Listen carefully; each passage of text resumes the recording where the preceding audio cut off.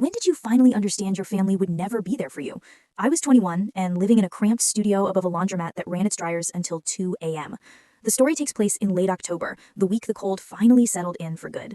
I had just started my second job cleaning offices at night, trying to keep up with tuition and the last month of rent I owed. Before that point, I kept telling myself my family was just busy. My mom worked odd hours, my stepdad didn't like me much, but pretended when people were around. We weren't close, but there was always this quiet belief that if something truly serious happened, they would step in. I held onto that like a child gripping the edge of a blanket. The turning point came on a Wednesday afternoon. I was walking home from my day shift when my phone buzzed with an email from the university. Final tuition payment due in 48 hours or I'd be dropped from all classes. I'd miscalculated my savings by $312. I still remember that exact number because I wrote it on a sticky note and pressed it to my wall, like looking at it long enough would make it smaller. I called my mom. She didn't pick up. I texted her, "Can you talk? It's urgent." 30 minutes later, she answered with, "At work, what's up?" I explained the situation. I even apologized for asking, which now feels pathetic. She replied, "We're tight right now. Maybe ask your dad?" My dad and I hadn't spoken in almost a year, but I tried anyway. He answered on speakerphone with the TV blaring behind him. I told him I needed help. There was a long silence. Then he sighed and said, "You're an adult now. Gotta figure these things out yourself." He hung up before I could respond.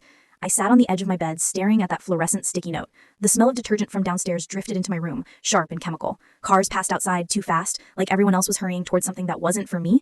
My hands were shaking, and for a second, I thought I might cry, but nothing came out. It was just a hollow pressure behind my eyes.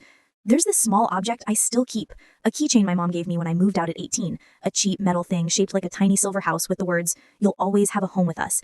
I'd attached it to my apartment key because it made me feel less alone. That afternoon, I held it in my hand until the edges dug into my palm. It felt like holding proof of something that was never true. The climax wasn't dramatic. No screaming, no final fight. Just me, sitting on the cold floor, opening my banking app and realizing I had exactly $41.28 left. I remember hearing a dryer thump below me, the rhythmic whump, whump, whump of someone's heavy blanket spinning.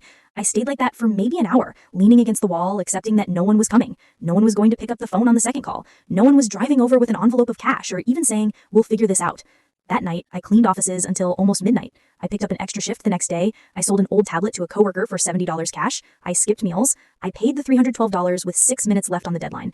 No one in my family ever asked how I managed it. I didn't offer the story. A week later, while unlocking my apartment door, the keychain broke. The ring snapped, cheap metal giving way. The little silver house fell to the floor and skittered against the baseboard. I picked it up and put it inside a drawer. It's still there. I don't attach it to anything anymore.